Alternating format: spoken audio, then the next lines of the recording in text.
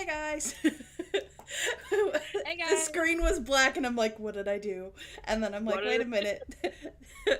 The Discord button was blocked. I'm like, oh, okay, got it. uh, week 2.5, y'all? Woo. Halfway through week 2. Which it feels like I've done absolutely nothing because we've had snow days all week this week.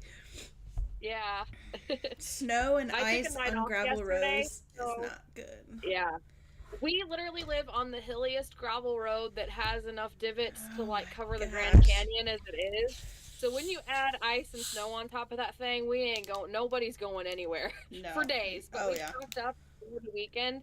Oh my gosh, it was we live near the lake, which is like very populated. So you can imagine how busy it is on a Oh, I day when imagine. everybody's preparing for like the snowpocalypse. Like it was this. I get stressful and like I Like, don't get stressful in too many crowds, but like yeah. this was. Oh my God, the Like, hustle was just we'll insane. see. And Mom and I went to restock on groceries because we saw that we're supposed to get snow tomorrow evening. So Mom and I went to Walmart to kind of restock on a few things. And we literally went, and I wanted a single baked potato. That's all I wanted.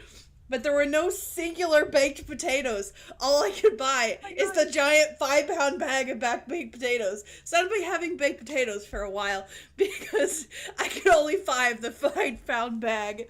And I'm like, oh my goodness. And so now, Crazy. sorry, my blanket's like falling on my chair. I should have fixed this You're before we fine. started, but it's It chaos. happens. It happens to the best of us. And so, But yeah, but now it's like I thought we had more than just 3 days built in, but that's what we get for having the 2 weeks at Christmas is we don't have enough built, yeah, we don't have as many built-in snow days, which we do have. right. The AMI days, which are this new concept that a lot of people are like scared that the schools don't have snow days anymore. Most districts do have snow days. They just also have what are called AMI days built in, which essentially is where you work from home. So we still have snow days. I didn't We've know just anything about that. used them all up already. Like tomorrow is our Yeah. last built-in snow day, and I'm like, Uh, you know, and it's supposed to snow some more. So oh I yeah, know it's my gonna be husband lovely. made beef.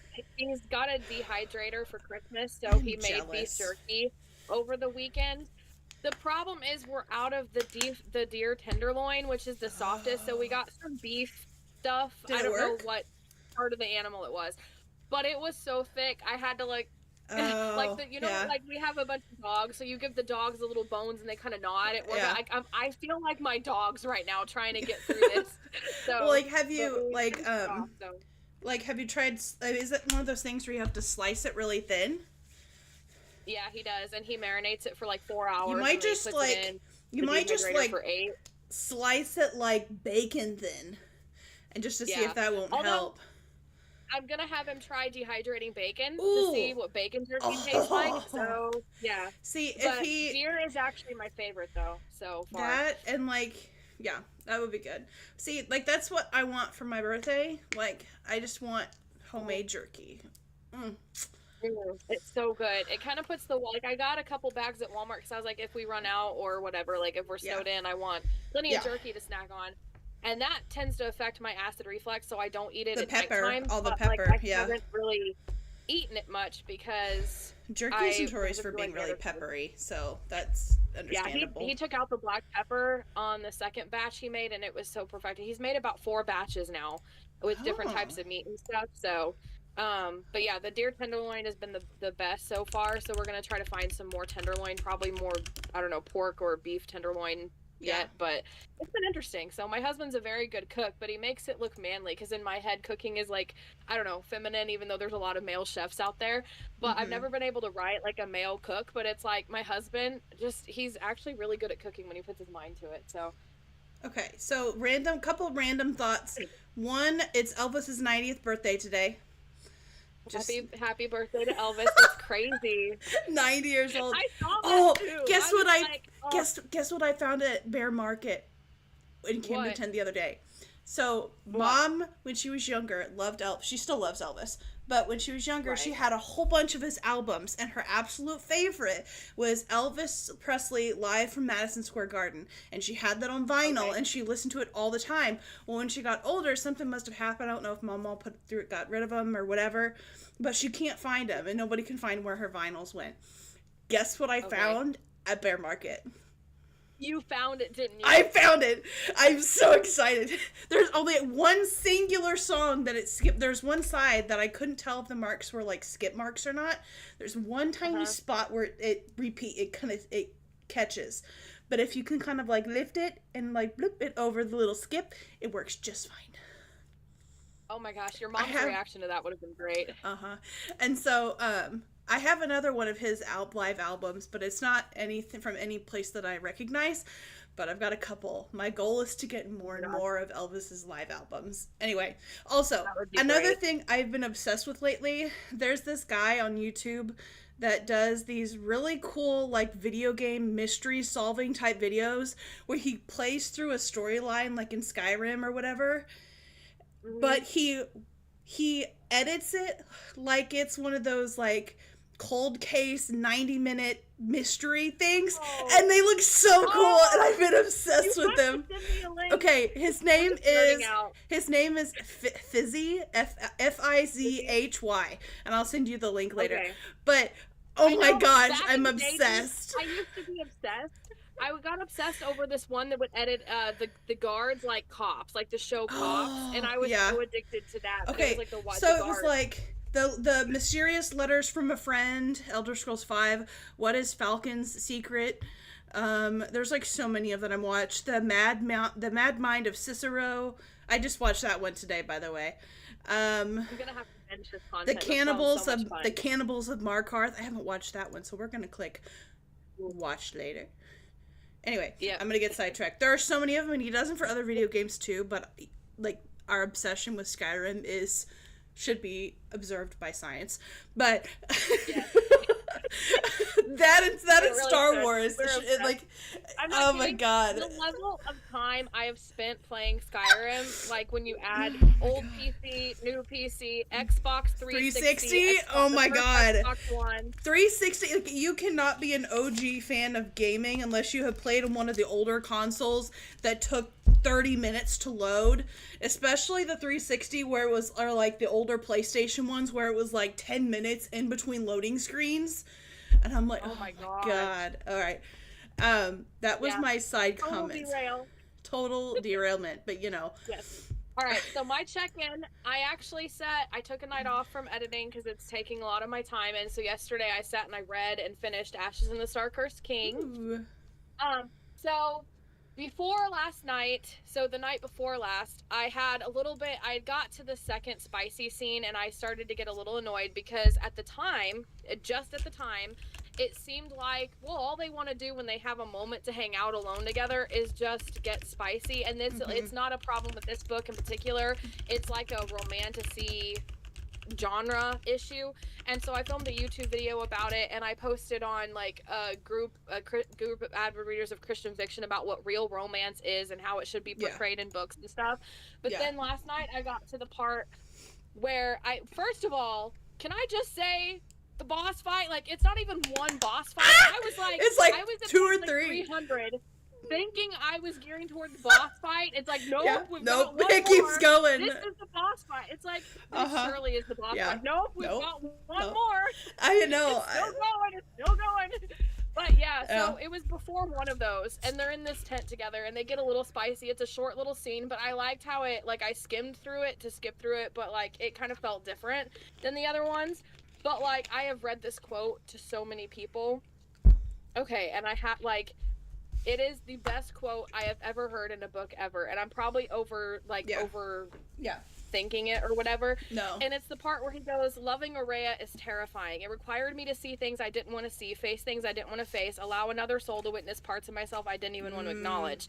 I now felt like such an effing fool that I had never thought of it in that way with that word until this moment. Of course, it was love." This is the part. What else could it be for someone to see that much of you, to see so much beauty in the parts of someone that they hate in themselves? Okay. Now that we're doing quotes, I'm going to read you one. It's a non-spoilery. It says, "I have been hurting for so..." Okay, by the way, this is the one I'm reading. Book 3 to that. Okay. "I've been hurting for so long that I'd forgotten what it was like for something to feel good. But gods, it felt so good that it hurt. It reached past my scars, past my wounds, to the neglected version of myself that I'd long that I'd long ago abandoned. That version of me he knew was right. The version of me he knew was right. Oh, that's so good. Mm-hmm. I'm just like, and so with this quote, though, it was like, finally, Yeah. it does include Uh-huh. spice, but we have a romance where it's Yes. more than just the spice. Like, they see and do so much for each other. Yeah. Oh, And I it's love like, her writing. Yeah. Yeah, and it's I love romance how in done this one, right. the other quote, when right after they got a little spicy and they were laying there together, he's like, I didn't need to collect more carnal moans. I wanted the rest of it, the way she breathed, the way she smelled, the exact arrangement of her dark lashes over her cheeks, what it felt like just to be next to her. Like, he just wanted to hold her. I think at one point it mentions he Mm-hmm. just wants to count her freckles. Like, he just wants to hold her and be Yes, with I her, love and that. that Yeah. meant more. Yeah. And another scene, she kind of does the same thing where he holds her and she's actually scared and he comforts her. And she's like, Mm-hmm. I don't know why it felt comforting, but Yeah. it felt more intimate than when we were actually intimate. Mm-hmm. And I've had so many moments like that where I'm scared or crying upset and Michael will just hug me, and like that feeling of, and for Nearness, like, that feeling of parents were divorced, so nearness, like, growing up without a, yeah. well, yeah, growing up without a father, it's like I'd never Yeah. had that comfort from a man. So Yeah. like it's my first experience with that. And Yeah. I'm sure a lot of daughters can relate to that feeling when your dad hugs you, I like was in moments when honestly you've been just scared thinking as a that, little like, it's girl. like there's times Yeah. I've never really appreciated that feeling as much as I have now that I'm on my own and I live by myself. Like, there's times where Yeah. I am a true introvert through and through. Like, don't get me wrong, I have went all week maybe going outside and going out around town maybe twice this whole week so far, and I'm perfectly content with that, you know. But there's Yeah. times where just giving somebody a hug, just, it's not even about like sexuality, it's not even about like romantic Yeah. intimacy, it's just that feeling of like your very soul just feels filled with just this contentment of like, Yes. somebody, human being, like. And I think that's why when we went through COVID, I know everyone blames all our problems on COVID now, but it's like, I think we had a lot of these problems that we're building for a long time, that when COVID hit, it just was like the catalyst that exploded everything. And it was like one of those things that I think really hurt a lot of people, was the fact that they couldn't just hug somebody. They couldn't get out without getting in trouble or getting sick, and just be near someone and exist with somebody. You know what I'm saying? Yeah. And that like that concept of like isolation was just insane. Yeah, and like if I didn't have like my mom or my sister or my husband with me, I would be like, I went through this period where I don't have any friends. I literally don't hang out with anybody. You're closest to a friend and you're technically a cousin. And like I chat with my author friend now. But hey, cousins like, are the first cousins are the first best friends you ever have, so to be fair. That is true. That is true. And so I went through this period of isolation, like, and it was right around like right before COVID hit, where I had gone through it myself, like just because that's the life that I lived. And then COVID hit and everybody was going through it, so it was a little bit more easier for me to deal with. And now I'm like fine. And if all else fails, like we have a lot of dogs, so it's like sometimes you can just hug your dog, or like cuddling with the dog, like it's like the contact of comfort. And like sometimes you just need to hug your mama, you know, or your sister or whatever. It's like but I just going back to this though, it's like it finally portrayed love as more than just, because if I'd waited a day and read that, I would have been like, that's what love is. Because I remember one of the people commented was like, it's vulnerability and letting somebody see something in yourself that like you wouldn't show anybody else. And then the next night I read that quote, I was like, that's what this is. Cool. Yeah. So with that in mind, my goal was to finish that, and then I wanted to reread the revised version of Anathalion, but the problem is it's the 8th right now, and it doesn't come out until the 14th. So you're reading... And the ARC version that she gave me was like a month ago, so it doesn't have the illustrations in it yet, and so I think I may do my comparison of Anathalion and like seeing what the changes were when the book actually comes out. That'd be cool. I went ahead and started Earthquaking, and I'm on page 2. So, but I wanted to show. And props to Heather for interacting. We've had several people interact in the comments consistently, and I really enjoy reading people's things. Like Heather, and then there was one other gentleman I think was interacting quite a bit, and I'm like, I like that. Like, I'm cool. It was really. I enjoy We're the getting a lot of interactions. subscribers. Oh, by the way, I we hit. today, I was gonna do like a special little. I thought maybe we could record like a special video, but like we hit 20, and I'm like, oh, that's awesome. Great. That's awesome. This is not like our third month. Like I am so proud. Yeah. But yeah, I wanted to show you. Ooh. She draws that. Oh wow. Like, and that's before. And she also, can I just say, like, chapter titles. Fantasy books don't have chapter titles anymore. I know. And I'm like, I love the concept of a chapter having a title, and so she does that. So it's like, and the illustration is so detailed. I'm just like, oh my gosh. See, so good. Like just the decorations at the top of the Yeah, I get that. It was so good. I know Heather had commented on the decorations in the one that I showed off the book vibes. The video that I filmed was so satisfying. Yeah. Oh my gosh. But yeah, honestly, last thing I'll say, and then we can get to your update. But I am kind of like ready for like a palate cleanser, and it's gonna be nice to do Christian fantasy where I like, where there's gonna be like good quotes and good messaging. Because I remember a lot, like there were several moments of Anathalion that hits hard with like, you know, lessons that I needed to hear, or like it's like weird how God inspires like Heather, definitely, like where some of her books, it's just like it hits you like God is speaking to you through the book, and it's really weird and bizarre, but it's like this epic fantasy story that's like Narnia, and there's 14 kids, and it's like they're in the real world and then they're in the fantasy world. Well, not all, I think one of them is from the world Anathalion, but yeah, it's just like, I don't know, I'm just excited and ready to kind of just read something that's like different and basically Christian fantasy, so it's gonna be nice. So, and I'm also, the other reason why I'm not doing the third book is that I am not ready to say goodbye to Rain and Araya, so I need a break. Like, I need some time to process that before I move on. And the thought, like, and I feel like I'm enjoying, Mishi and, I think it's Mishi. And then, I always called her Mish. Mish, whatever. And then, what's his name? Asar. I'm enjoying them quite a bit. Enough that I'm not like upset over the loss of Araya and Rain, which I feel like I don't know how this book ends. I know it ends like on like people were upset with the ending.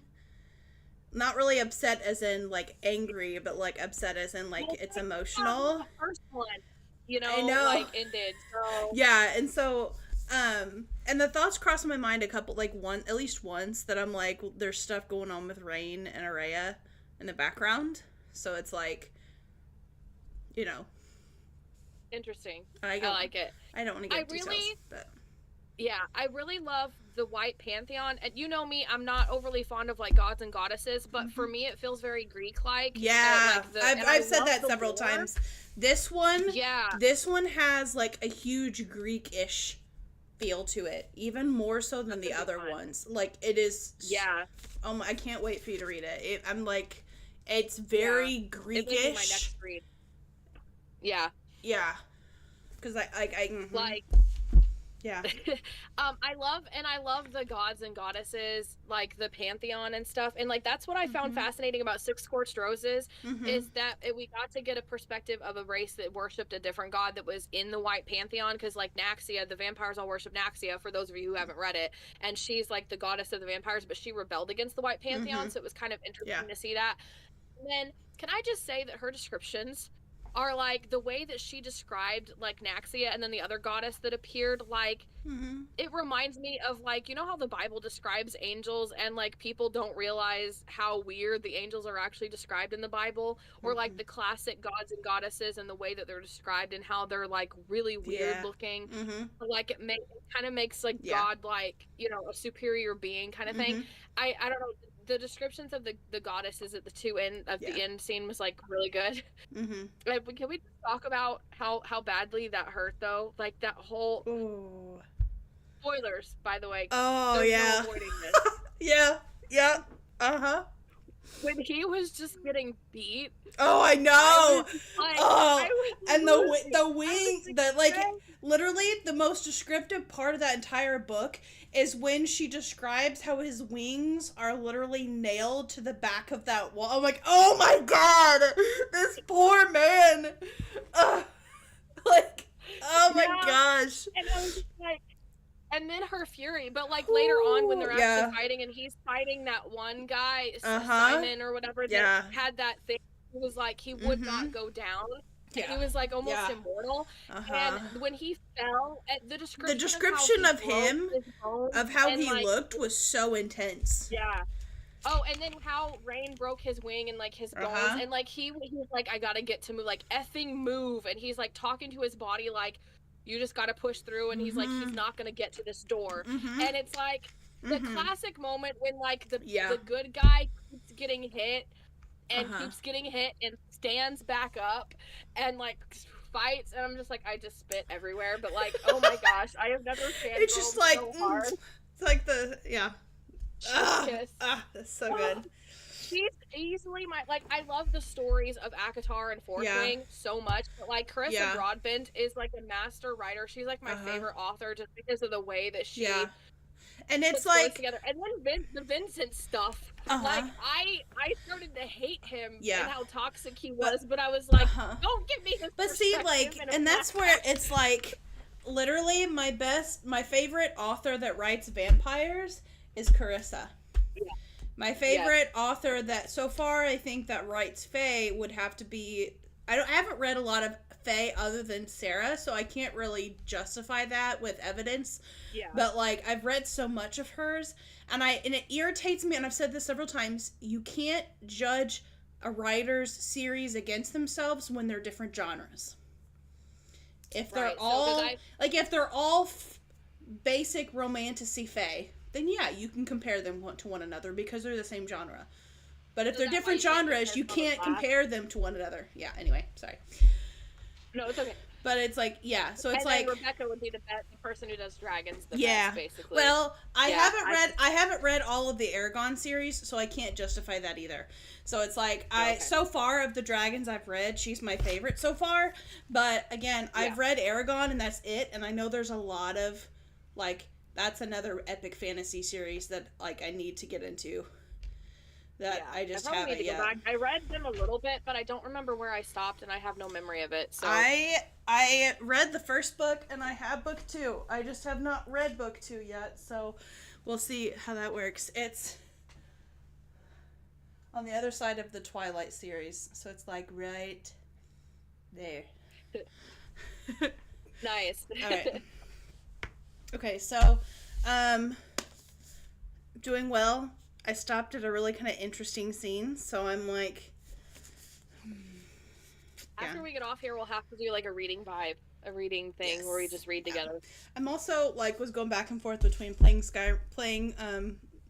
Minecraft Java and then watching Queso play escape room games, and then I was multitasking at its finest, like before I called you. So that was why my phone went into sleep mode, so it mutes all of my notifications except for like mom and mama in the school, and so it's like I just genuinely just didn't hear your text. Normally I'm watching my phone, because normally I have it close enough that I can mark open so that way I can see when people text me.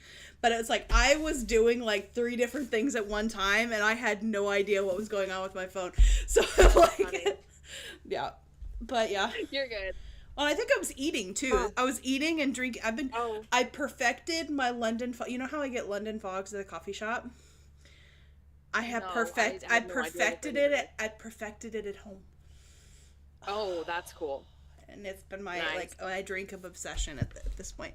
I also figured out how to make a brown sugar oat milk shake and espresso thanks to a random girl on TikTok that works at Starbucks that showed me how to make it. So oh my god, that's great. But yeah, so I am hoping with these snow days that I can finish it. That'd be cool. That's the thing. But I don't know, I kind of want to start Harry Potter because I feel like I could finish it. Because here's the thing. I got to looking on Amazon, and apparently it's not like my Onyx Storm's not going to ship on the 21st. It's going to arrive on the 21st. So they'll end up shipping it beforehand, and I'll get it the day it releases. We could do a release day party. We could. But it'd be in the middle of the week. Yeah. It's like on a Tuesday. We could, like a Discord, let's hang out. Yes, we could do that. Yeah. Saying? Like, we could do a Discord We could do like a random, and, yeah, that would be fun. A random live stream or something. Yeah, we'll do something. Yeah. Provided Alicia and I can get to Target because she works, so she doesn't get off work until it's dark, and they don't like driving in the dark. Yeah. So we may have to get our copy the next day if they're still in. Honestly, and so, I seriously went through this whole dilemma of whether I should cancel my order or not, or if because I was going through this thing and I was looking, yeah, it says arrives on January 21st, and it's like, wow, it doesn't show any. Okay, I'm gonna cover my address, but see how it says like the little bar is close to ship. Yeah. That's cool. So, and that's where I'm like. That makes me. Can I just? Sorry, go ahead. No, you're good. I have a mini rant. Well, it was just like I went through because okay. Let me preference this. There are certain things that make me really anxious, and making a decision that I'm going to regret later is one of those things that make me anxious. Like, my brain overloads in what if scenarios, so I will go through like multiple different things. Like, that's why I have to be very careful when I'm watching streamers, because when they have like a limited time merch availability, like, my brain instantly goes in, oh, I need to buy a hoodie, I need to buy a t-shirt or something, I need to buy something from this haul because I won't ever have any access to it ever again. And it just like makes me really anxious. Yeah. And so it's like this whole idea of like not knowing which version of the book to pick, because it makes me so anxious because I don't want to miss out on the best one, or like I don't want to make the wrong decision or regret making the decision I made. And I'm like, I just had to come to this realization where I'm like, I don't need the gold. It's literally a gold lettering and a bookmark. I don't need to fret over the fact that it has gold lettering instead of white. And the more I looked at it, the more like, I like the white writing. I like all the extra dragons on the side. Like, it doesn't matter if there's pictures because I don't need the pictures. I don't need them. Yeah, I get that. I don't need the pictures. I'm not going to make myself anxious over a picture. So I am. Like, I just want a book to read. That's literally all that matters to me. I'm 80% settled. I'm 80% confident with the choice that I've made. So I'm like, I feel like 80%'s a B. It's a low B, but it's a B. So I'm okay. I got it. It passes. It's a passing anxiety grade. Okay, so I have a random rant that goes back to Amazon and books. So it's shipping. It's going to arrive on release day. That's really great. Famous author. Good for her. Can I just say how screwed Amazon does with indie authors? Like, I have had instances where I pre-ordered my books like a month, and like they were supposed to come in at a certain time, and I'm still waiting. Like, and it's like, why does it take so long? Like, for indie authors, like it frustrates me. I have Amazon Prime. Would that affect that at all? Like the 2-day shipping? Amazon Prime only affects certain products, so like indie author stuff. Like, I've gotten Amazon Prime to help with that and figured out that my books are not a part of Amazon Prime. Wasn't there a company that was like, I think it was Spotify that got a little bit of controversy because of how they were treating like indie artists. So it's Audible, like, I think. No, it was I thought it was Spotify, and like the terms and conditions and stuff, or like the way the algorithm was working wasn't pushing the indie artists' songs and stuff or something. I'll have to look that up later. But like, I feel like that's honestly something that it's like these big corporate companies, all their only focus is money, and if you don't have like 100,000 reviews on something or 100,000 listens on something, nobody cares. They don't care. And like that, I didn't mean nobody cares, but I meant like the companies don't care. No, the corporate companies don't care. And I'm like, it's just so frustrating Like, you don't get a lot of the extra Yeah. features. You aren't able to put your audiobook on several different platforms. Like, there's so many restrictions that indie authors have that, like, the big name publishing companies don't require. And I'm like, this is crazy. Yeah. And I feel like we get like I've had where I posted an ad on Facebook a long time ago that was just about my book Hunter when it first came out, when I first Mm-hmm. self-published it. And the ad got banned, and so I kept resubmitting it. Like, there's nothing wrong in here. I'm not going against your policies. And it got banned so many times that I lost my like the number of times you get to appeal it, and so I can't appeal it anymore, and my ad account got banned. So I literally can't run ads, and there's all kinds of little nuances that go with that, like linking your Facebook page to Instagram and doing a shop and like all this cool features that, because your account is technically like restricted with ads, it like affects, trickles into everything else. And like I can't schedule posts like I used to not be able to, because I couldn't sign in through Facebook to Yeah. Instagram because of it. Like it's That's just like, crazy. it's so crazy. Yeah. But Yeah. so, but we just kind of take it in stride and Yeah. find workarounds on everything we have to. So, Okay. So the one of the main yeah, things that I wanted let's to talk bring it. up tonight, there I saw a video and it was like one of my like those like reading type accounts that post videos of lots of other people that come from other channels and stuff, and it was a video that I found the lady that it originally came from. Her name is Sarah McKinsey, and she's from Read Aloud Revival on Instagram. So, but it was really interesting. She had this discussion on silent reading versus like read aloud, like listen, read aloud slash like audio listening versus silent reading. And she said a lot of people, when they silent read, they will read through something a lot quicker because their brain automatically skips over the connector words. And they said, like, apparently she said that the reason why they know that is because of the path that our eyes take when we're reading. That we I have a lot to say about this because of editing. and that's what, honestly, I was interesting to get your perspective on it because of that. And so she said many times we read things quicker silently because we're like we're like skipping those connector words. But she said the interesting thing and the unique thing about that you only get from read aloud slash audio listening, like audiobooks, is like listening or reading aloud, is that you are reading or you're absorbing those grammatically, the way she worded it is the grammatically correct sophisticated language patterns.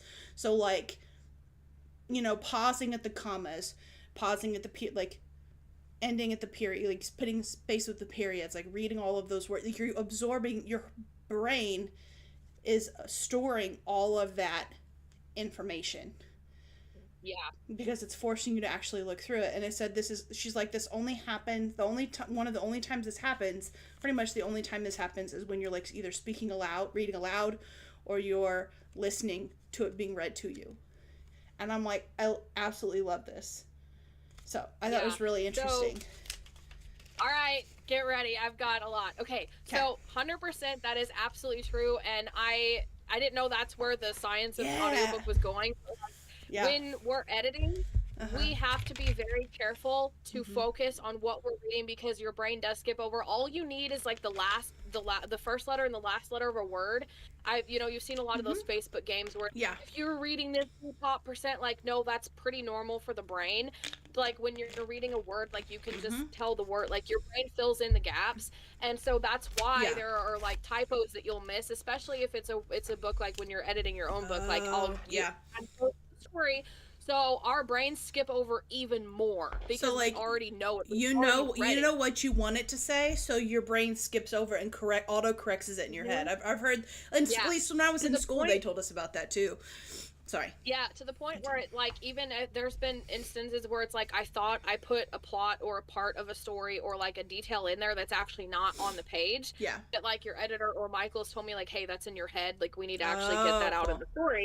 And so the best way to edit your stories is to read it out loud.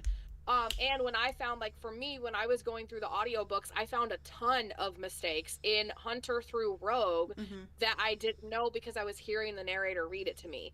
And so that is actually like a really one of the steps you should take, and I don't do it as much as I should, but I also have the audiobooks that are coming out. And if you don't want to read it out loud yourself, you have like the read aloud feature. They have it a lot in Word now. Like, it's not just audiobooks. Like, they have a lot of features for like people who are blind. And so I'm sure that there's a feature that you could get it to read it for you if you want. I think Heather, she actually she reads hers out loud for a portion of changing the medium. Like, if you're editing on the computer and you switch to like a paperback or something else, like changing the medium helps too. But so your comprehension is like a little less when you're reading physically, because like you'll skip over stuff, and the more familiar you are with something, the more than likely you're gonna skip over stuff. So that's why listening with the audiobook or an audio playing of it is actually like, and following along at the same time, it'll kind of slow your brain down and have you listen to all those extra details. So it's like, it's a really fascinating topic. And it's like one of those things, like, I hadn't really thought about it, but like that totally explains why I have become so obsessed with reading as I'm listening to the audiobook. I don't, there's like, and even she said, like, she made the comment in the video too, is that she finds that her comprehension of the overall story is better when she's listening. She's like, her personally, she said it was better, her comprehension was better when she was listening versus when she was reading it or seeing it. And I know that sometimes you say that you can't always comprehend very well with just listening, and I know I can't really unless I'm like zeroed in. Like, I struggle to do it with just listening. But like, that's why I love having, like, and that's where it's like, some people think that like buying the book and the audiobook counts as 2 copies. I honestly, I've gotten to the point where I almost prefer to have the audiobook as well as the physical copy, because then if I want to switch to just audiobook, if I'm busy doing something and my hands are busy and I don't want to hold a book above a like chicken frying in the pan, I don't want grease getting on my book. Or it's just, I want to have that, I want it to feel more, and it just feels like a richer of a read, because my brain is just like absorbing everything. And I'm like, it was just really interesting. And I'm like, I saw that and I'm like, what could I talk about? What I could mention? And I'm like, oh, I remember this. I remember thinking it was really interesting when I first saw the video, and I'm like, oh. Yeah, like when I was doing that with Court of Silver Flames to get me through that book, and I was listening to the dramatized version, but I feel like I absorbed so much of that story that it really like stuck with me, because like after I finished reading a book, I can't really like now that it's faded, like I can give you maybe a couple of major scenes or plot points, or like I remember that moment was really intense or whatever. But like with I can't, ACOTAR is one of my favorite books, or Fourth Wing. It's like I'm not going to be able to tell you every single scene that happened in there. But like Fourth Wing is a perfect example. I was using Silver Flames, but like the opening sequence, I will never forget that, because we were listening to the audiobook. Oh yeah, we were, like, weren't we? In the car, and then I reread it later, so I already had that in my head. And like with Silver Flames, and like I remember so many details of those books because I was following along and listening at the same time. And it's just, I don't know, it's a fascinating topic for me, and like I probably need to do it more with my editing and stuff, because like your brain does skip over things. So yeah. And like recently, because I've been editing, like I have to look at like what she put on her paper, on her physical paper, and then at the screen, so I'm like going back and forth, and like I can't like actually, like I'm not actually like sitting and enjoying the book as a reader. Like I like then that's what I did the first round of editing with Immortal, so it probably won't be till I get the formatting done and I'm in the proofreading stage that I'll be able to actually read and absorb the story, because I'm just like, I'm doing so much with the editing part. That's fair. But okay. Okay, so I've got, I was gonna say, I thought you had something too. I had, okay, my I other wanted to things. spring one thing. Yeah. Okay, I just wanted to spring this on you. So, Sarah J. Maas is A Court of Thorns and Roses. It's obviously extremely successful romantasy series. But this article says it should have copied one element from her first series, Throne of Glass, to make it even better than what it is. Okay. And that is like, so they had a lot of similarities, like two phenomenal female characters, epic battles, strong overall cast. Yeah.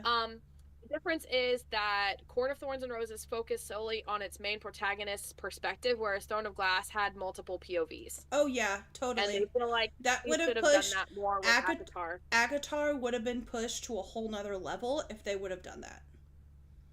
It would have been. It would have went. Yeah. It would have went from just a romantasy series to an epic fantasy series, and it would have compared more with the overall like. And plus, the thing is, you can't fully compare it to Throne of Glass because Court of Thorn and Roses isn't done yet.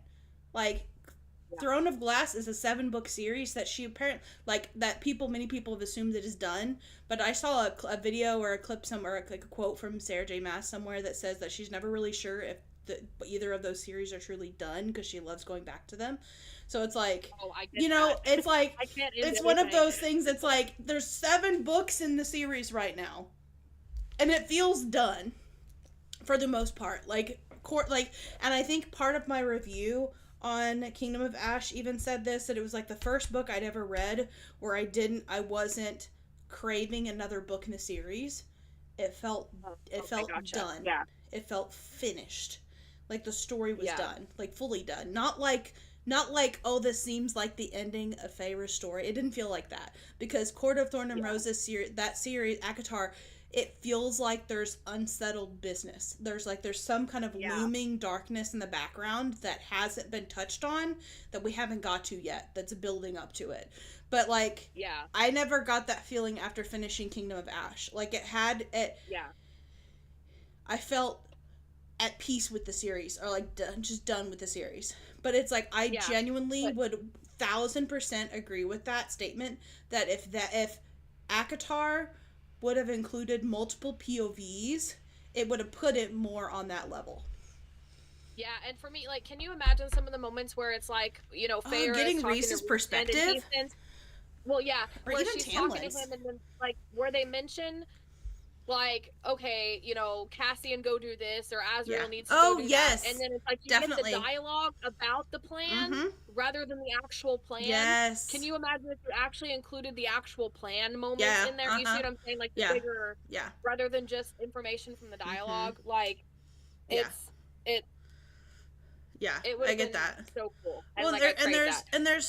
There's not nearly as many characters, I would say, in this one as there is in Throne of Glass, but there's enough characters that if you would have included multiple and I think part of the reason why she didn't is because in this series you have 3 different sets of characters, so 3 different groups of characters all at different parts on the map at the same time.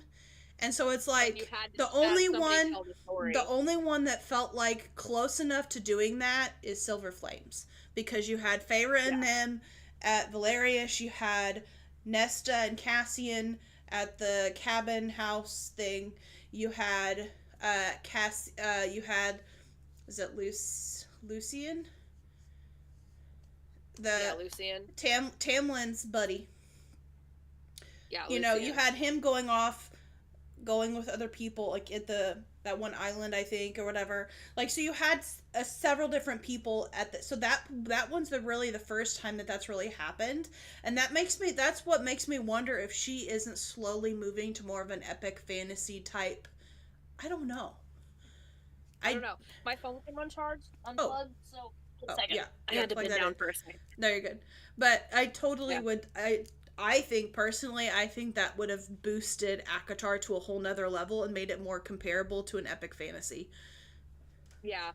And it also goes back to what she intended to do with the series. If she intended it to be a romantasy, then that's what it is. Oh yeah. And it also goes for little tidbit for writers, you got to think about the POVs and Mm-hmm. like first person, third person, and then Yeah. like the POV you're going to focus on, because that really can change the Oh dynamic of yeah. the story and the reader enjoyment of it. Mm-hmm. And it doesn't need to be taken into consideration. Yeah. As well as for me, like it's like certain POVs don't feel right, like for this book. And so Yeah. you have to also go with what you feel comfortable writing for that book. That's fair. But it's like certain ones are easier. Like Sarah J. Maas has done a whole series with like, third person, multiple POV. So it's probably something she's comfortable doing, Yeah. as opposed to like first person with one main POV, And what it kind of So just, it kind of, like, the way it kind of reminds, like, makes me feel like, it feels like she's experimenting with different variations of fantasy.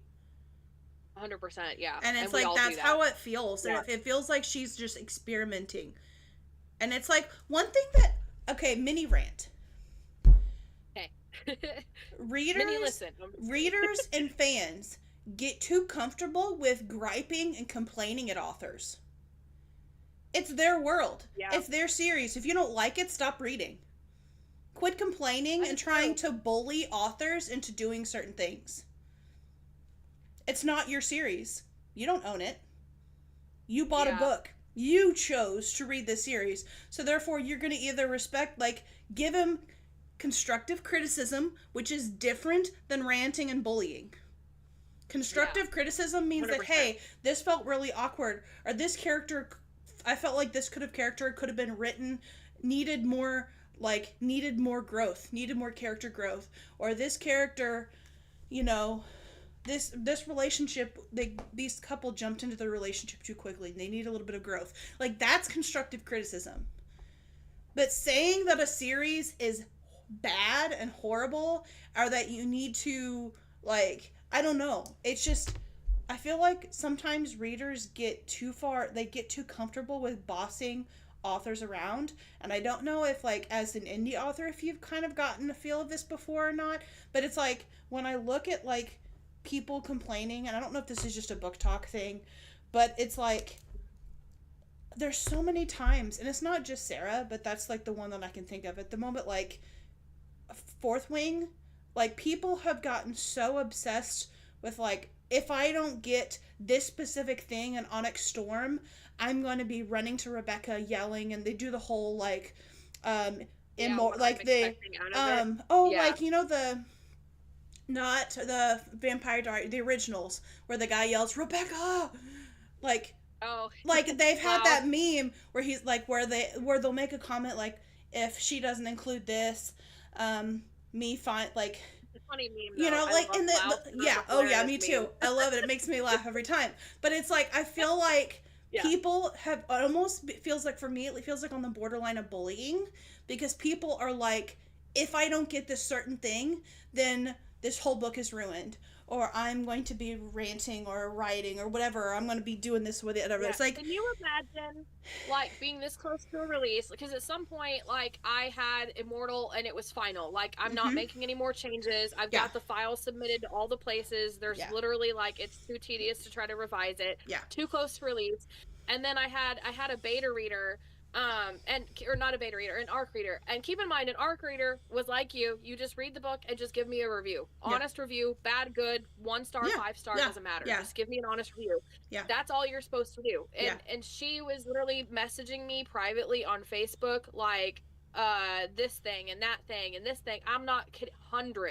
Hundreds of things she saw that was wrong. And I'm like, I appreciate was it like I was storyline stuff, or like editing stuff? Things that she believed needed to be edited or changed or fixed. And I'm like, I had 2 professional editors edit the book each twice. I went through each of those twice myself, so that's 4 times for me, plus all the times I've read it privately and the time that Michael went through it with me. So it has been as thoroughly edited as it's going to get, and kind of most of it was like petty I disagreed with, or we chose to leave it a certain way for whatever reason. Or it was like, just read the book will explain itself. But I appreciated what she did, and that's great if I had worked with her as a beta reader or an editor, but like, that close to release. So my whole point in all this, can you imagine having a book this close to release? And like, I struggled with one person So, like, being so famous, you get hundreds or thousands of people Yeah. saying, I want this, I want that. And then what if she doesn't have those things and she knows it? And it's Exactly. like, Yeah. And everything's it's already just like, submitted. You can't change and it. it's, With a publisher, it's even less so than an indie author. yeah. And And it's it's like, I like, feel I like don't know. It just, it's, yeah, it but feels like people get like, it feels like people are spoiled. Like, I want this, you're going to give me this, or I'm going to hate the series. It's like, read the yeah, book, don't read the book. It doesn't matter. Read the book, give an honest review, and go about your life. You're not the owner of this series. You didn't create you're not the creator of this world. So what you think should happen doesn't really matter in the grand scheme of things. Maybe that's just me having being tough love, but it's like not having empathy no, for I agree with people. I you. don't know. It's just like, but enjoy Yeah. the book, enjoy That's the why, series for what it is, and have respect yeah, that literally somebody sat at home one day and was like, I want to write a story. And somebody created this magical world, like these worlds that we can live in our heads and read in and enjoy. Just have appreciation yeah. for that. Like, give them constructive criticism if you feel like a plot point doesn't work or We breaks always the need that. canon. Give them that constructive criticism, but at the end of the day, know that you're the reader, they are the author. Whatever they choose to do, whichever characters they choose to kill off, yeah, you can be upset about it. Yeah, you can grieve it, because I totally do the same thing. But don't be We all rude. do. Don't be disrespectful. Yeah. Like, And how many of those readers could sit down and do what Rebecca Yarros has no, done? I mean, very even few. I haven't been able to, in the sense that she went viral and famous and Yeah. and big and exploded. And some of us haven't found that sweet spot yet. But for me, I write what I want to read first and foremost. I've done that since I was 10.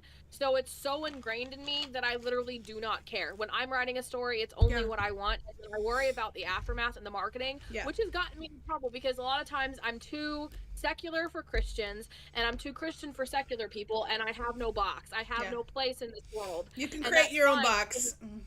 Create your I own create box. my own box.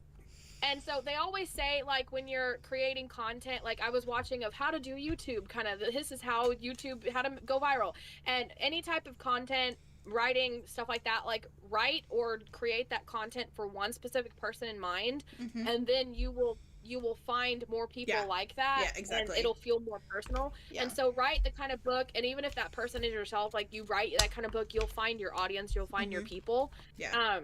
So yeah, for sure. but Another Okay.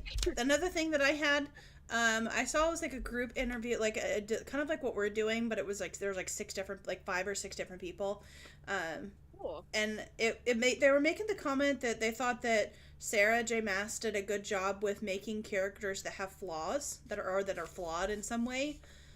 And Yeah. I think that's partly why, like, because that's the thing, is like, I got so irritated at the ending of Empire of Storm, but for the fact that she wrote a character that at the end of the day, I absolutely love that character, but it's like, that character is human, like, and that character, like Nesta, she was basically an alcoholic that was destroying her life. Yes. Was the parallel, and it's you know like, what I'm saying? like literally Yeah, and these then Sarah characters, with her we get grief. like, as readers, we get mad when they don't act perfect the way we think our brain wants them to act, but the beauty of that is the fact that they are human. They're gonna make mistakes. Hamlin. You know? Yeah. Like, they're not always, like, Violet and Xaden aren't always gonna have the best communication because they're young adults. What my young God. adults ever have good agree. communication? You know what? And it's like, but if you Yeah. lived, No, I if get you that. lived a several hour flight, if you lived across the continent from somebody, are you going to have the best communication? No, you're not.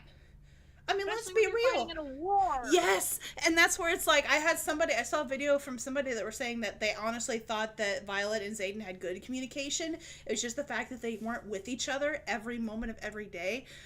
Just because they weren't, like, with each other every moment of every day doesn't mean they didn't have good communication. I'm like, oh, kind of stuffing my toes a little bit.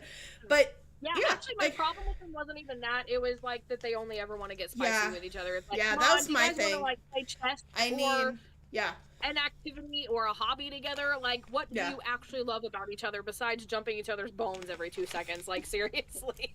And did I'm just like, anyone what else did do you anyone like? did anyone not ever question why there was so much lightning all the time? Did like if, like did anyone not question that? Because like Oh, there's at it like again. man, it's like November and there's lightning. It's like or like I don't know, but it's like The little it's just like dark. it's sunny outside. Why Oh is my it suddenly lightning outside? Okay, that was that one. Yeah. Okay, I had one. You had a comment about romance. Yes, And I can't remember if we've already talked about it. romantically. Okay, well, real quick before that, I was going to do Amazon Prime members can Ooh. get 2 ebooks for free every month. So I'm trying to read about it. It's their first readers program in January. So Amazon First Reads is a program aimed at Prime members that offers early access to new ebooks across many genres, as curated by First Read editors. One of your many Prime member benefits. You can choose to download one free ebook every month from a rotating list. Though some months that number's bumped up to 2, and non-members get them for a discounted price. They can be read on any compatible Kindle device. So go to the First Reads landing page, see the full list of ebooks available. When you find a book that seems interesting, click the Shop Now button from the First Reads landing page. Make sure you're not being redirected to Amazon or Kindle on the mobile app, because you won't see the free book option there, but use your internet browser on your phone or computer. And then don't click the pre-order for, and then do the read for free, basically. Okay. Yeah, so it's like I just pulled it up and there's 1, 2, 3, 4, 5, 6, 7, 8, 9, 10. There's 10 books to choose from. They have the genre, so there's family drama, short story, domestic thriller, historical fiction, women's fiction, dark fantasy, crime thriller, romantic comedy, historical fiction, and romance. So it's like a little bit of each genre, as it looks like. That's pretty cool. Yeah. Like you have like the rules of fortune. Out there, it's a good option. Yeah. And it said that it was discounted for non-members. Like discount. Free. I thought it said free or discounted. Yeah. Oh. So. Huh. Yeah, that's cool. Oh, there's a couple of them that. Me judging a book by their cover. There's a couple cool covers. That is so you. But yeah, the romantasy thing. Yeah. So back before I finished Ashes on the Star-Cursed King, it was back to that we were making the joke about Violet and Xaden, where it's like all you want to do is be spicy, which is the author and stuff. And I realized it was like a genre problem within romantasy, that you have all these couples that are written and they don't actually, very, very, very few of them that I have read actually have this emotional connection. Yeah. Where it's like you love the person for more than just I'm attracted to you and want to get spicy with you every 2 seconds. And it's like, when you think about it, like, why do I love Michael? Why does he love me? Like, the actual reality of what you enjoy with each other and what you enjoy doing with each other. And then I was thinking about how, well, what does it make it different from friendship? Because friends could go play chess or checkers. Friends could go to the training yard together. And I'm speaking in fantasy terms because that's where my brain lives pretty much. But like, you know what I'm saying? Like, you could go do all these activities with a friend. So what makes it different from when you're doing that with a person that you're in love with without the intimacy or the spicy stuff?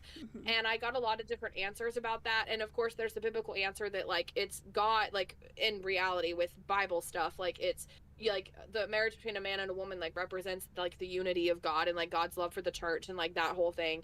But like in books in particular, it'd be nice to see more of that emotional connection. And like that's why, and then the next night I realized that this actually kind of hit that. It's like what the characters like seeing each other and stuff. And so it's like just the concept that exists so little in romantasy. And if anybody knows of any books like that actually do it well, let me know. Put them in the comments, like genuinely. Yeah.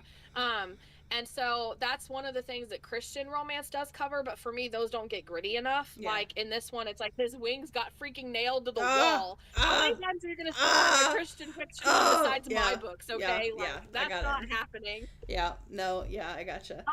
Like honestly, and I had wrote up when we were talking about it earlier. I had wrote up a couple of my thoughts. If you were, I didn't mean to interrupt you, by the way, but no, like kind of with me, like if a romance is where they go through some type of journey, whether it's like actual physical journey or whether emotionally they go through a journey of like working through their past, their problems, their flaws, as like that one person said that Sarah does in hers. It's like Cassie and Nesta, basically. Yes, or like the Throne of Glass romance that I'm not going to give names on, or multiple romances within that series. And it's like there are several, and they all go through some type of journey, whether there's one in particular that's a longer journey than the others, but you get the idea. It's like you have several books of this couple going through very like emotionally, physically, mentally, they're going through this like process of like going together. And I guess that's where it's like kind of a slow burn comes into play a little bit. And I guess that's where like a difference between like a fast romance versus like a slow burn romance. And that's where I think that maybe that's kind of where our preferences are at, or where it's like I want a couple. Never thought about it that way. I want a couple that's gonna slowly work through and work like come together at their own pace.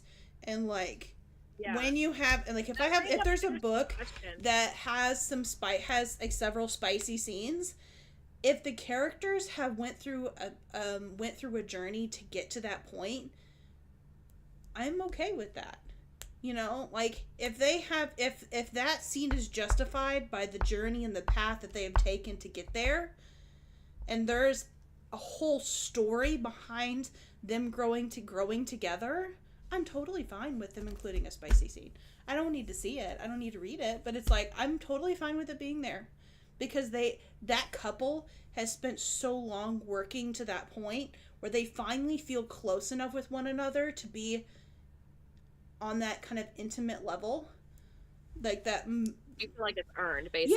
Yeah, kind of. Yeah, I guess. I don't know. But I still feel like it should be fade to black, but like, and we don't need the actual spice there. Fair. But I get that it's probably not going to go away. It's more of a preference, I guess. It's so popular. Yeah, it's so popular. You're not going to ever see it go. But completely away. But like, I kind of get what, like, you can imply and have intimate moments and kind of imply like there's a way of like including things that are like where it's tastefully simplified. You can tastefully simplify things without making it feel like I'm reading something off of AO3. Like there's a way of making it more simple, more like simplified, more intimate, like intimate but yet simplified, where you have that pining, that grittiness, like the want and the need there, without telling me everything that their hands are doing, everything their body parts are doing. I don't need that. I don't need that. But it's like one of the best fade to black scenes. I had to little tangent here. One of the best fade to black scenes though I've ever seen is actually in Dr. Quinn Medicine Woman, when her and Sully get married. Spoilers for the show, they do get married, by the way. And they're getting ready. They get on a train and get ready to go to their honeymoon. And they've decorated like the train car that they're staying in to have like a bed and like a thing. And they start kissing, and it gets a little make-out-ish, but it's not like explicit because it's historical fiction back in the 90s, so it's not going to get that dirty. But you can see the attraction in their eyes, and then one of them rolls, like, covers the blinds, like the back and the blinds of the train, and she goes, "It's getting darker," and they kind of come together and kiss, and darker, and they close another one, and darker, and they close the last one, and they kiss, and it kind of fades, and then it drops, and it's like the most beautiful way to imply that they're spicy and enjoying their honeymoon, and it's so beautifully and so like you said, tastefully done. It's like, because there was flirting, you know, and there was some fun moments, but that was like when did they get married? Like season 3, 4, 5, somewhere in there. Like they've gone through seasons of the journey together. But I like the journey thing. So romance authors, if you need tips, listen to what Hannah is saying. Listen up. Yeah. Just like if it's like if they just met and by the end of the book they're already, I don't know. And that's where it's like it depends on the severity of the journey that they've been on. Like, if you have had a person that literally, like, went to the ends of the earth and back, or they went through this really traumatic experience or these really intense games, then I feel like them becoming close enough that they're romantically involved is justified. You know what I'm saying? Yeah. I feel like for me, I just don't want to read about like Yeah. that kind of stuff. And for me, like, I guess I'm not that kind of person because like when something dramatic happens, Yeah. I just want Michael to hold me or Yeah. whatever. Like Yeah. I'm not thinking Well, about no, and that's where kissing it's or getting like, spicy. no, and that's And where maybe I'm that's, not that kind of person. and maybe I just kind of Yeah. worded that wrong, but it was like No, I get what I you're saying totally though. get, like, if they're hurt, then they don't need, There's so many issues. yeah, and There's it's so many like, scenes though yeah, where it's like that. I think that was actually the one that annoyed me the most when we were talking about his wings getting nailed to the wall and stuff. And oh, then they legitimately had a nice conversation and they uh-huh, talked about her mom and a lot of the past and yeah, stuff. But like it's still just an hour or two after that, and like realistically speaking, physically, guys are not going to be able to yeah, do the dirty deeds with they're in pain. That's not how the body works for one. yeah, But for two, it's like it was just a little weird. yeah, But yeah, I I get get that that, like yeah, you thought they were gonna die and it's dramatic, so let's do the spicy thing. yeah, But it's still like it just like especially when they're hurt. I don't know, that's such a trope though. And it's yeah, like it's almost in every romantasy book when they get hurt, it's like I'm gonna have the characters have a nice little conversation and actually talk about the trauma that they've just yeah, gone through and maybe be closed off if like you have a closed off character that doesn't want to talk about it. But it's like I guess I just want to read about couples that do more with each other than when you have romantic moments they're just getting spicy. It's like come on, give me some ship scenes is what I like or to call like, them. if Like, anything, you know, have moments where they get close and they're yearning for one another, but they don't actually go through with it yet. Like, if anything, they can yeah. be, you can have them get kind of like, oh, with each other without like crossing that line of like, I don't know. There's just so many Yeah. different Well, ways you I could just take like it. sometimes I guess I want like where you have fun training together, or Yeah, you like riding horses, or you like going out and watching the stars. I'm trying to think of yeah, fantasy more ones since it's romantasy, but like, in real life you would like show what characters going on a date or like, you know what I'm saying? And like other things that you're doing with each other or and you like look a at him or couple, he looks at you or and you're they're not always dancing, thinking about that. or like they're dancing, or somebody plays a Yeah, song like for the them, or dancing scene whatever. in this Yeah. is actually really good. Mhm. I did actually appreciate that for that Yeah. very reason. Is Yeah. like it was actually like a really good dance Ballet. scene Yeah. between them, and I really enjoyed it. Mhm. So, Yeah. like I know in Rain, we're kind of obsessed with the show Rain. I wish it was a book series so bad. I'm like, I need Rain to be a book series so bad. But like in that one, like he builds a boat for her and they go sailing a lot, and there's a dramatic plot line going on, and so they want to spend more time together, and so they're going sailing a lot, Oh, yeah. like and just. They have a lot of politics stuff going on too, but that's one of the big Yeah. activities that they would do together. Yeah. So it's an interesting concept. I don't even know what this last article that I had was talking about. I never, because it's got a bunch of different topics on it. One of the things that stood out randomly that was not planned was, where was that? Business author Seth Godin, I don't know who that is, Godin, says that AI is accelerating the decline of publishing. So that was his comment. I don't know, like it doesn't really elaborate behind that comment, but like I heard about this publishing company that they want to publish like the world record of books in a year because it's all that. AI. I've seen Yeah, that. based or something. Where they're like, So, like AI written and published. Yeah, I've seen that. Where it's just like pumping out books with AI, and yeah, I could see that where it's kind of ruining that process. I could see that. yeah. But I also think there are certain things that are publishing companies that are doing that are hurting themselves. I wish we could get a whole nother rant with that one, but we won't. Yeah. I don't know. This one said something about romantasy, but there's like it's going through like a lot of different like publishing news or book news kind of stuff. Gotcha. So it's like yeah. But yeah, did you have any other topics? No, that was all I had. Honestly, this is the latest we've ever actually I know. done a live stream. I know. I was just looking So at the time, and I'm like, oh. Have dinner in an hour. Yeah, I'm like, I get to eat in an hour. Hey, finally. there we go. I'm starving. Yeah. Alrighty. Well, let us know how your guys' January TBRs are doing and what you're reading. We'd love to hear it in the comments and what you're working on. If you're not reading, maybe you're working or whatever, like working on a project or whatever. Yeah. So. Or let us know if you're snowed in. You'll see updates from us. Yeah. Oh. Yeah. So and I can't wait to delve into this. Yeah. And for those people down south that are getting ready to have a whole bunch of big winter storms, I know there's a big one that's getting ready to sweep through Texas and New Mexico and a lot of They those don't lower states. care Be safe, be careful. Um, Try not to stress and over purchase things. Just buy the essentials of what you know you'll need. Don't stress yourself Yeah. out. Be safe. Don't if you're not 100% sure you can get somewhere, stay home. Yeah. Don't risk it.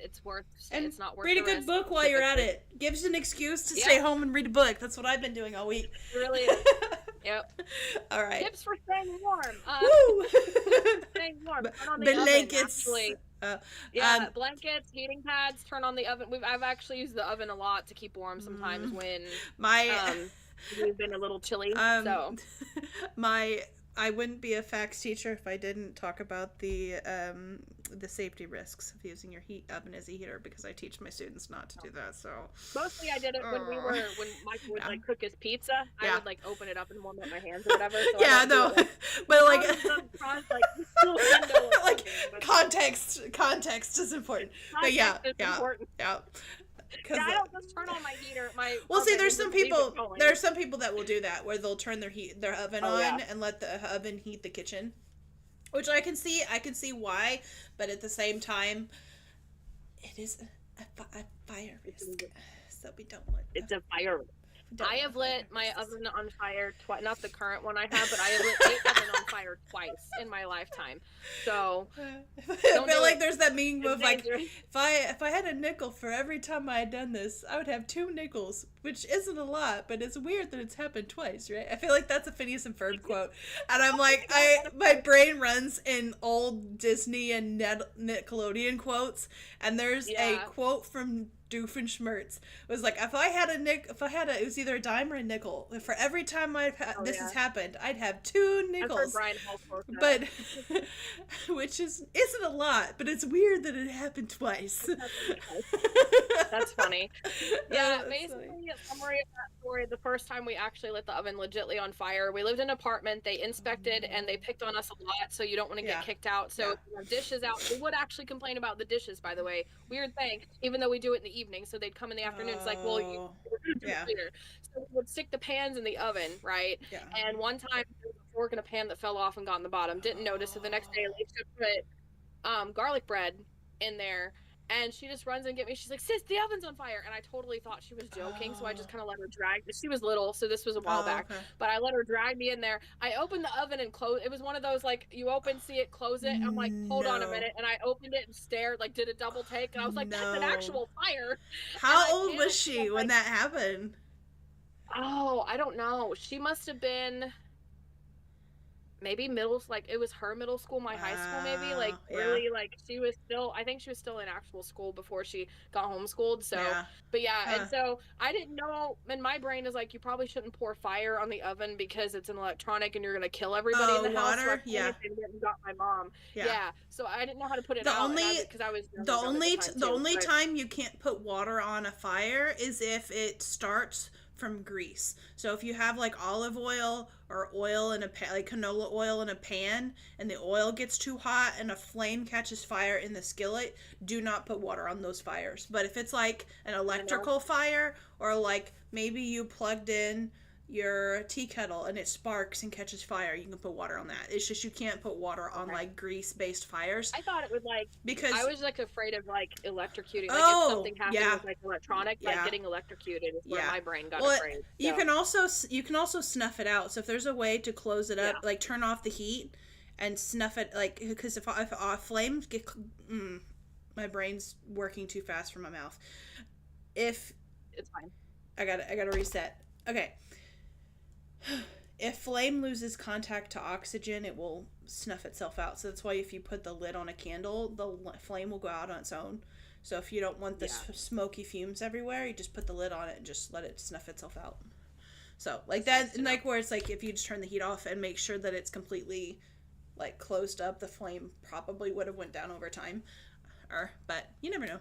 But the only thing you can't put water on a grease fire is a grease fire, like with oil. Yeah.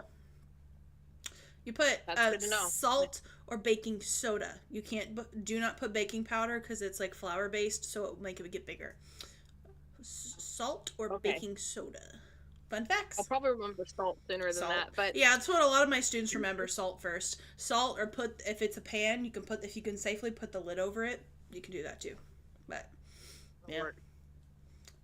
I don't know why all this fire talk's actually making me hungry though. It's making me very hungry. Yeah.